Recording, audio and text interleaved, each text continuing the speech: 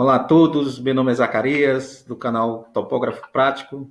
Hoje, no quadro Conversando com Topógrafos, nós temos o prazer de entrevistar o doutor, o mestre em engenharia, professor universitário e empresário Regis Bueno. Regis, por favor, se apresente aí para os nossos assinantes. Bom, olá pessoal, eu sou Regis Fernandes Bueno, engenheiro agrimensor, sou formado pela FEAP de Pirassununga em 87, mestrado pela Universidade de São Paulo, pela Escola Politécnica em 1995 e doutor em engenharia pela Escola Politécnica também em 2007. E nesse período todo, que lá se vão quase uns 30 anos, né?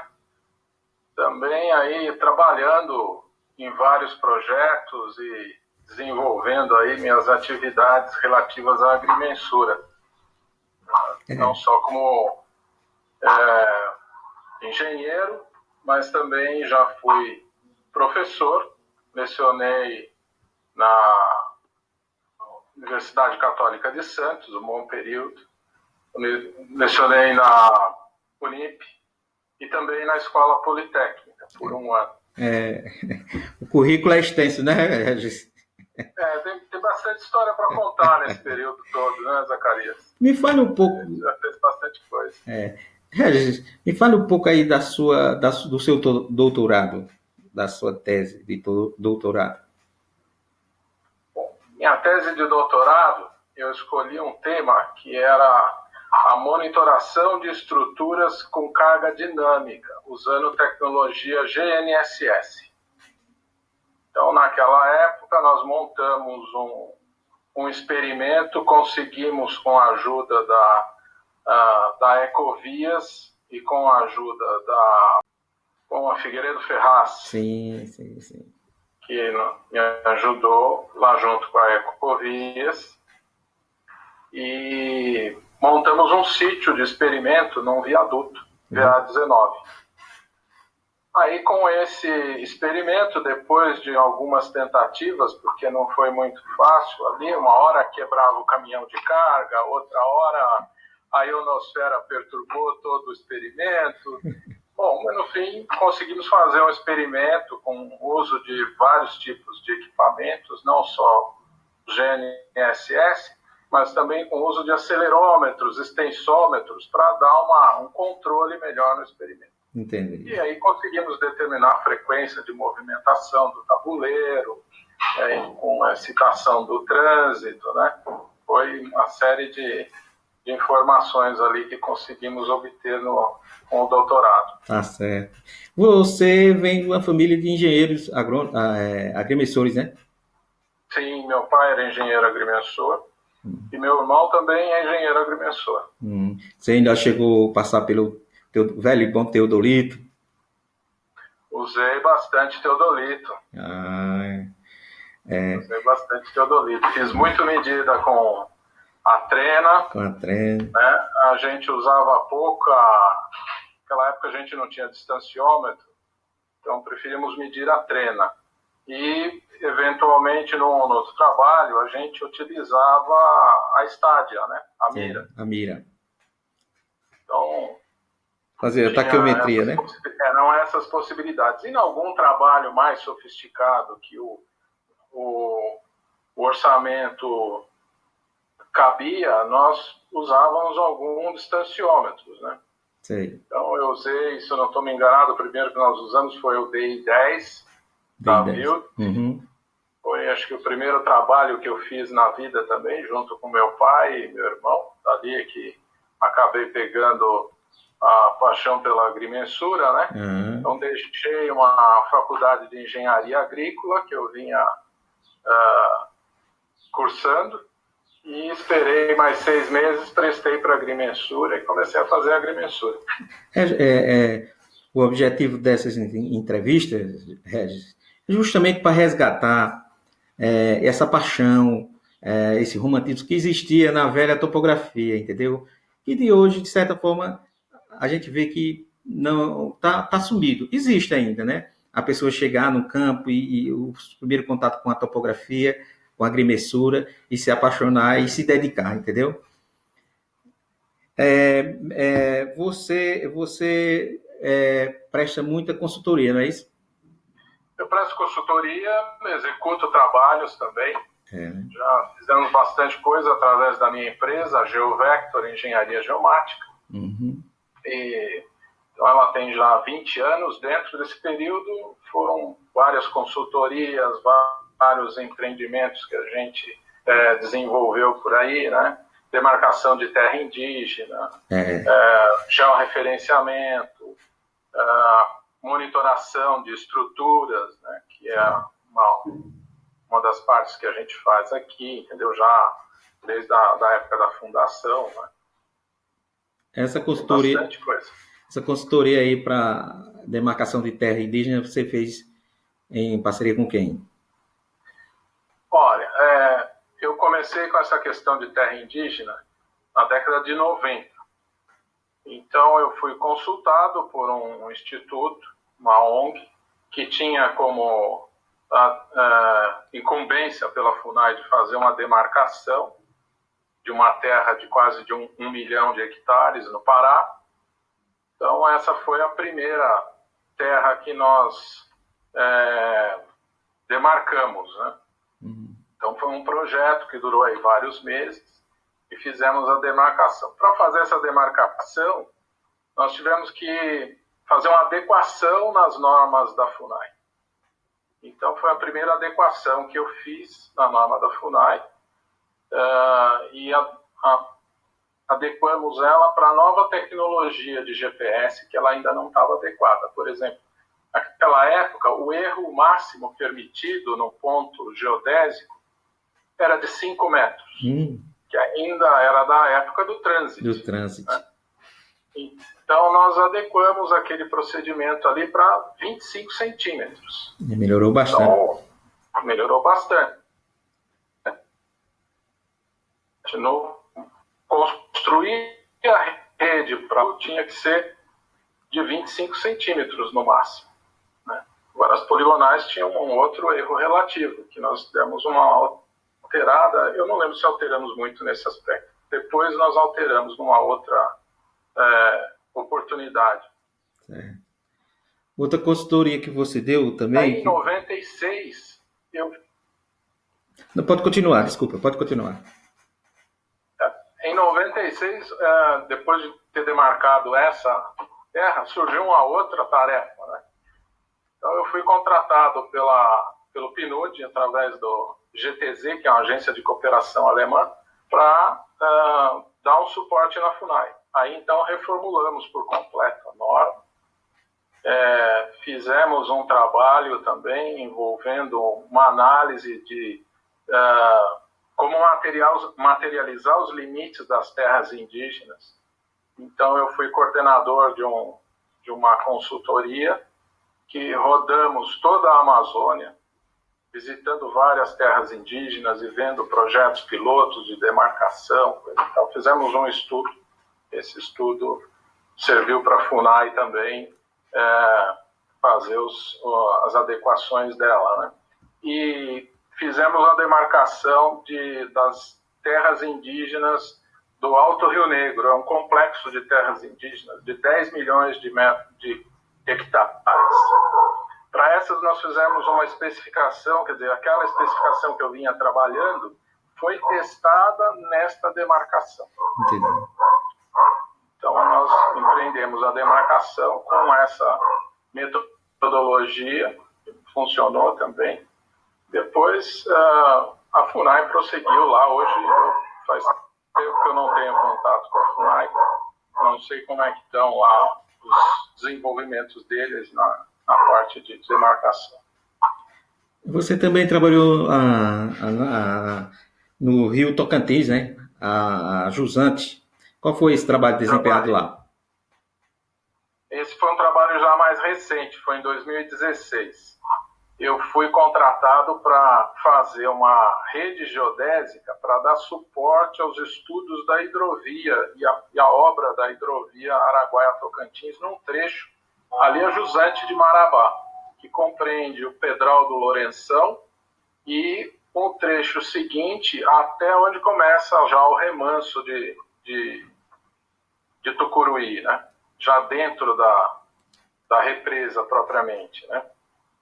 Então eu fiz uma rede geodésica sob uma norma norte-americana para se fazer redes geodésicas de GPS. Então eu apliquei toda essa norma para que pudesse chegar aí com erros de 1 centímetro, 1,5 cm no máximo para cada ponto. Então a rede tem uma extensão de 40 quilômetros ao longo do rio, né? E rede comprida ela é um problema, né? Ela sofre um condicionamento aí geométrico inadequado, né? Então tivemos que fazer uma rede externa, uma rede interna, e para controlar isso foi bem difícil, mas chegou no que era programado. Você falou também que trabalhou numa rede de precisão também para a Sabesp? Isso. Em 1993, a Sabesp implantou a primeira rede geodésica dela aqui em São Paulo. Praticamente não tinha, eram poucas redes geodésicas por GPS naquela época. Então eu fui contratado como consultor, entrei num projeto via uma firma que trabalhava para a Sabesp naquela época, e a executora era a base aerofotogrametria. Então nós fizemos todo um trabalho que inclusive incorporava um transporte de Chuá diretamente aqui para o Pilar 1 da USP, que ainda não tinha nenhuma coordenada bem definida naquela época, em conjunto com o IBGE também, e a USP, eles melhoraram muito a coordenada do P1 naquela época, e aí a rede da Sabesp adotou essa primeira coordenada do P1 e construiu, foram 100 pontos abrangendo a Grande São Paulo. Nós projetamos essa rede ponto a ponto. Primeiro eu fiz um projeto de onde ficariam os pontos, os locais, nos melhores locais possíveis dentro dos próprios da Sabesp, que pudesse ter controle e preservação. Nós visitamos cada um desses locais, vimos as condições, né? Como se tem que fazer um projeto de rede mesmo. Isso. E aí a base executou todo o projeto e a gente foi analisando e adequando as coisas ao longo do caminho. Foi quase um ano de trabalho e a rede da Sabesp foi executada e gerada a rede. Ela usou por muito tempo, ainda usa até hoje a rede. Deve ter ampliado, feito algumas coisas. Mas também fiz alguma análise das normas deles, algumas modificações, fiz um outro trabalho como esse por lá. Tá certo. Fala um pouco da sua empresa. Então, a GeoVector eu criei em 1999. E de lá para cá a gente vem trabalhando aí, né? Então, fazendo uma série de trabalhos. Um dos trabalhos que a gente fez foi a monitoração do Estádio Nacional de Brasília. Eu passei lá 1 ano e 3 meses fazendo primeiramente a monitoração do anel de compressão do estádio, que tinha um problema de regularidade. Ele tinha que ser bem circular, não podia ter diferenças de mais de 5 centímetros. Então nós trabalhamos com uma tolerância de 5 milímetros para a construção da parte de concreto e a fixação das ancoragens da estrutura de cobertura. Então, porque ele era construído em segmentos, né? Então ele tinha que ser uma estrutura circular e com essa pequena variação só, para que depois pudesse vir a cobertura e ela tivesse margem de ajuste. Se ficasse um sistema não tão adequado, ela perderia a margem de ajuste da estrutura que um é de concreto e a outra é de aço, né? Então tinha que ter toda essa margem. O projeto era alemão, então isso foi sendo construído em segmentos, tinha a topografia do consórcio, né, que envolvia Andrade Gutierrez e Avia, se eu não estou enganado, e a topografia do consórcio fazia o dia a dia, né? E eu fazia a monitoração de como estava sendo construído. Eu e a minha equipe, né? Tínhamos várias equipes ali trabalhando sobre a bandeira da GeoVector. Então eu estabeleci um sistema de controle, só o sistema de controle, sistema de coordenadas, que eu tive que me adaptar ao sistema deles. Eu levei 30 dias para fazer todas as observações e ajustar por mim nos quadrados, ver se o meu erro estava compatível com o deles, coisa e tal. Foram mais de 2.000 observações de estação total, para se chegar a uma boa rede com 1 milímetro de precisão. O projeto era alemão? O projeto da estrutura é alemão, a execução era nossa brasileira, né? Então, era uma equipe muito aguerrida, tinham outros consultores lá, e o pessoal extraía todas as informações necessárias dos alemães. Tá certo. E não estava acostumado com tanta pergunta desse jeito. E depois eu fiz a instalação, a locação das placas, né? Que as estruturas, elas eram ancoradas no anel de compressão, e o que fixava a estrutura metálica de cobertura no anel de compressão era uma placa de ancoragem que era ancorada na outra placa que já era embutida no concreto, integrada ao concreto. Só que para posicionar essa placa, que articulava a estrutura e fixava ela no lugar, ela tinha que ser posicionada com alta precisão. Então, vinham as coordenadas da Alemanha, e eu pedia para eles calcularem as coordenadas de 5 em 5 graus, porque a estrutura movimenta com a temperatura, então a coordenada varia. E aí eu interpolava as coordenadas, punha esse banco de dados na estação. Então o pessoal acompanhava a temperatura, a hora que mudava a temperatura em uma determinada faixa, então eu passava para outro banco de coordenadas e o pessoal passava a alocar isso. Para fazer tudo isso foi um outro projeto, construímos sistemas para colocar lá na placa, de forma que as leituras fossem exatamente nos eixos imaginários de cada placa daquela, para manter uma rigidez muito grande, um controle muito grande. A fiscalização era também alemã ou era brasileira? A fiscalização era brasileira, mas tinha um acompanhamento alemão, era uma interação, né? Certo. E o construtor, a firma que montava, o consórcio que montou a cobertura era um outro consórcio que era internacional, empresas brasileiras e empresa, acho que norte-americana, não lembro exatamente de que nacionalidade que era. O pessoal já habituado a fazer esse tipo de obra. Certo. Me conta um pouco da sua experiência como professor universitário. Minha experiência como professor foi boa. Durante mestrado e doutorado, né, eu também trabalhei como professor. Então, trabalhava na Unisantos, dava aula uma vez por semana. Depois de um período, trabalhava para a Unip. E uma das últimas foi a substituição de um amigo na Escola Politécnica. Ele foi para os Estados Unidos, para o Canadá, aliás, fazer uma parte do doutorado. E eu prestei concurso e entrei no lugar dele para substituí-lo por esse período de 1 ano. Então, dei aula para engenharia civil, para arquitetura e para engenharia e para arquitetura na Poli também. Que bom.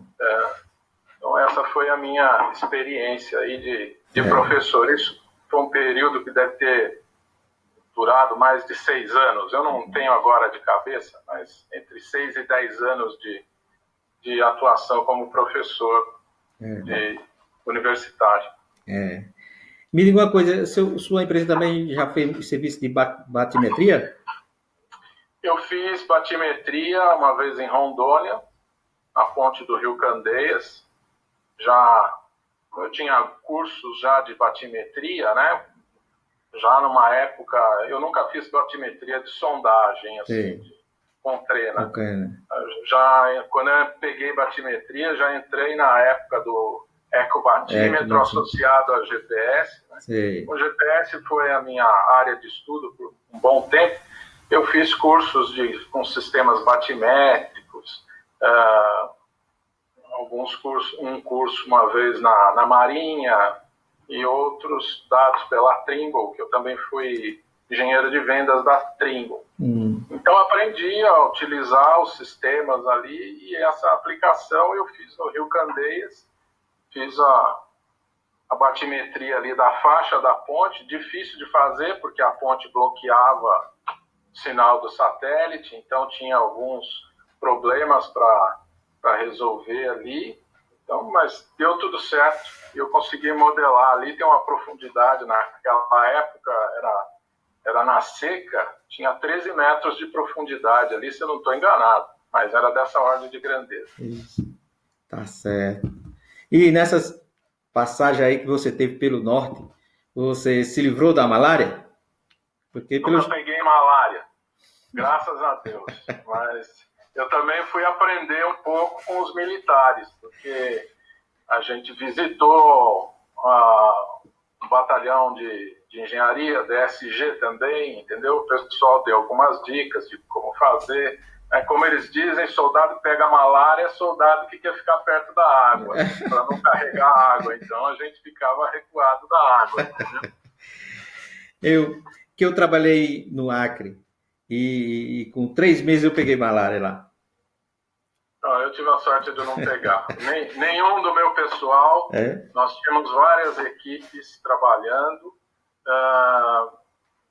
Que eu me lembre do pessoal mais graduado de engenharia, técnico, coisa e tal, ninguém pegou malária. Acho que não teve um caso que um auxiliar pegou malária, mas como parte do projeto envolvia a gente incorporava os índios nas equipes, porque o índio precisa participar da demarcação, porque depois, se ele não participar da demarcação, ele não entende onde está o limite, porque na concepção de mundo do índio não existe limite de terra. Então ele precisa aprender um pouco sobre isso e precisa participar da demarcação. Isso era uma das coisas que a gente incluiu nessa demarcação e defendia essa tese lá. Então, na demarcação do Alto Rio Negro, todas as equipes, com exceção do técnico agrimensor, era formada por índios. E eu e minha equipe, nós treinamos todo esse pessoal durante uma semana, como estacionar aparelho, porque era tudo feito com centragem forçada, nós não fazíamos poligonal sem centragem forçada. Então, cada trecho de poligonal eram 3 tripés, a estação, a ré e avante. Então, eles precisavam aprender a instalar o tripé, base nivelante e prisma. Né? Então, aprenderam toda a dinâmica e fizemos poligonais de 10, 20 quilômetros, tinha uma poligonal de 60 quilômetros. Essa não chegou a ser completada porque chegaram à conclusão que devido aos recursos disponíveis e como ela era, esse último trecho desses 60 quilômetros, era divisa com o Parque Nacional do Pico da Bandeira, então a FUNAI chegou à conclusão que ali não precisava abrir. Podia deixar como estava, não ia causar perigo para a terra indígena. Então nós paramos antes. Mas foram todos feitos assim, tudo com centragem forçada. E desviava de árvore para não derrubar árvore. Entendi. Então quando estava numa árvore grande, a gente desenvolveu um método para desviar e continuar, voltar na linha demarcatória de novo e seguir. Então controlava os erros tudo direitinho, tinha os giroscópios, tinha tudo. Pegar uma castanheira enorme, não derrubava, contornava a castanheira. A gente só fazia a derrubada, e nem fomos nós que fizemos, nas clareiras para o GPS, porque senão não tinha condição estabelecer o GPS ali. Certo. Entendeu? Então, essa primeira picada de abertura foi feita desviando das grandes árvores, mas depois também abria os 6 metros, porque a largura da picada para materialização do limite é de 6 metros. Sim. Foi uma conclusão que a gente chegou no outro estudo, que tinha que manter os 6 metros. Entendi. Não podia fazer mais estreita, entendeu? Mas essas grandes árvores ficavam. A empresa do seu pai ainda existe? Não. Não, né? Não existe. Não Meu existe. pai foi funcionário público por quase 40 anos. Uhum. Quando ele se aposentou, é que ele montou um escritório e aí eu fui aprender com ele. Era funcionário de que órgão? Ele era funcionário do Instituto Geográfico Geológico, aqui de São Paulo, que depois se transformou no Instituto Geográfico e Cartográfico e existe até hoje. Eu também fui funcionário deles. Então você teve um grande mestre, né? Tive um grande mestre. Meu pai me ensinou muito. Pois é. Aprendi astronomia de posição com ele, aprendi um monte de coisa, geodésia. Né? Depois meus mestres na escola também e na escola politécnica, onde eu aprendi muita coisa. Eu vejo hoje os novos topógrafos, até agrimensores que ficam trabalhando com equipamentos de receptores GNSS, que não se interessam em conhecer a geodésia, né? Pois para trabalhar com GNSS precisa entender de geodésia, Exato. Precisa conhecer geodésia, senão não sabe o que está fazendo. Exato. Porque os princípios de observação, os planos de representação são completamente diferentes da topografia. O arcabouço científico da geodésia é similar, mas é muito diferente da topografia. É verdade. Se o cara não entender isso, ele vai cometer muitos enganos. Exato.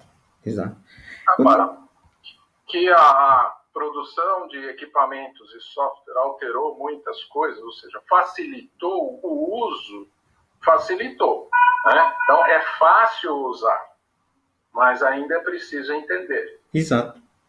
Porque de repente ocorre uma desconfiguração do aparelho e como é que ele vai reconfigurar esse aparelho, né?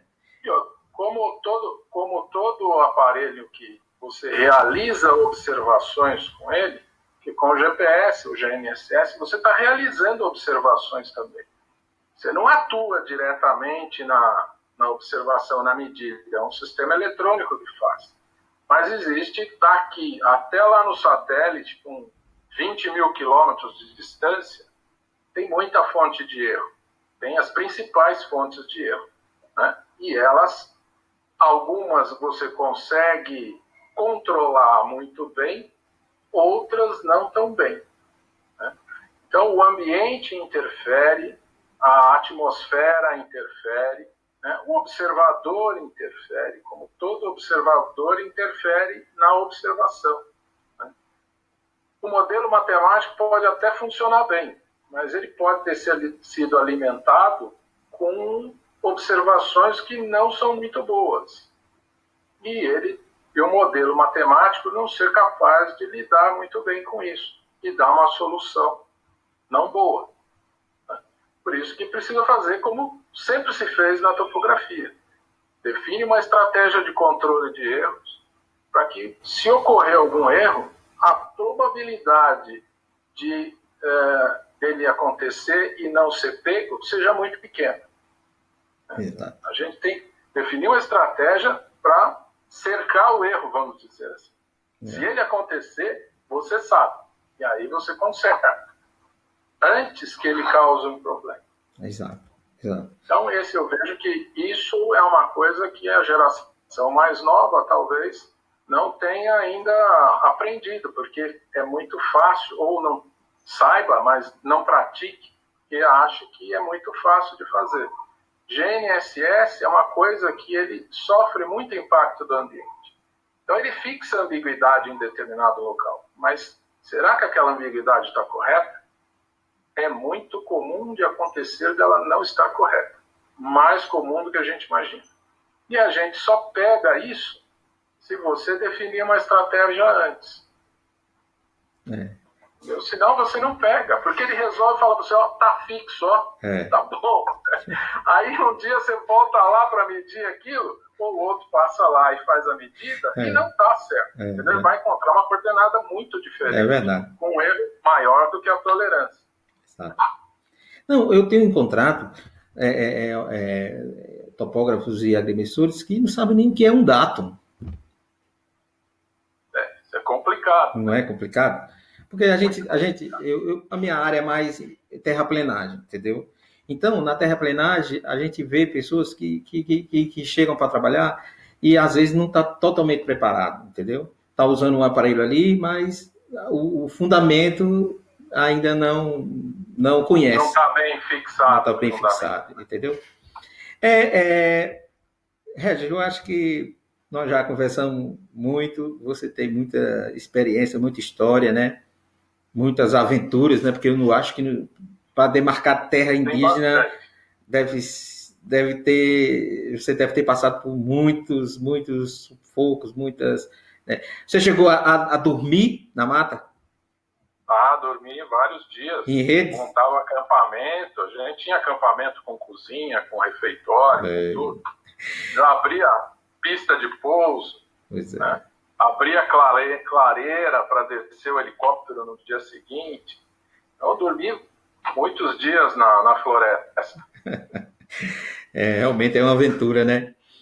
Pois muito obrigado por você ter tirado um tempo aí para nos atender, certo? Foi muito gratificante falar com você, te entrevistar. E eu peço sempre para os entrevistados falar para esses novos engenheiros, novos técnicos, novos topógrafos, novos engenheiros e técnicos de agrimenssuras e topógrafos práticos também, né? Uma mensagem, o que você diria sobre uma pessoa qual a mensagem que você daria para uma pessoa que está começando agora nesse ramo? Olha, a primeira coisa, Zacarias, era aquilo que nós estávamos falando. O técnico em agrimensura, o engenheiro agrimensor e cartógrafo, ele tem que estar muito bem embasado em todas as ciências que compõem a nossa profissão. Então, ele tem que estar bem firme nisso, para não acontecer aquilo que a gente está falando, né? O cara está lá usando um equipamento e não ter noção dos erros que estão envolvidos ali, ou dos problemas que podem estar ocorrendo ali. Então, isso é uma primeira coisa. Isso é quanto à observação.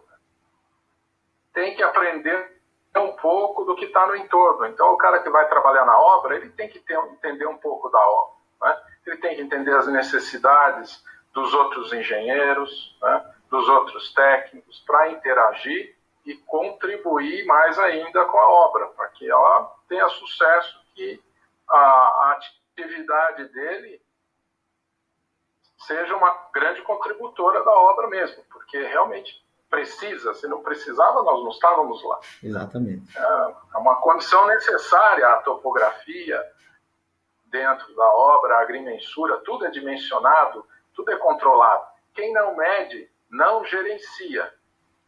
Então, é primordial a mensuração de tudo dentro da obra, né? E a topografia é uma das que compõe essa questão de mensuração, da dimensão de tudo, da controle da posição, o mapeamento, a informação. Então, a nossa atividade é muito importante na obra, na cidade, na sociedade como um todo. Então, primeiro, está bem embasado cientificamente. Segundo, saber que o nosso serviço é para a sociedade. Então, nós temos que ver que o que nós fazemos, a ciência que nós aplicamos, é em prol da sociedade. Não é só para ganhar o nosso dinheiro. Lógico que temos que ganhar o dinheiro, né? Que temos que sobreviver dignamente e enriquecer até com o nosso trabalho dignamente. Mas é a sociedade que nós temos que mirar. Entendeu? Então, é isso aí. E nosso campo de trabalho é muito grande. Por mais que evolua a tecnologia, nós sempre vamos estar presentes. Ok. Pois, muito obrigado. E mais uma vez, foi um prazer falar contigo. Eu que agradeço. Foi um prazer. Um grande abraço para você e para todos. Ok, Até mais. até mais.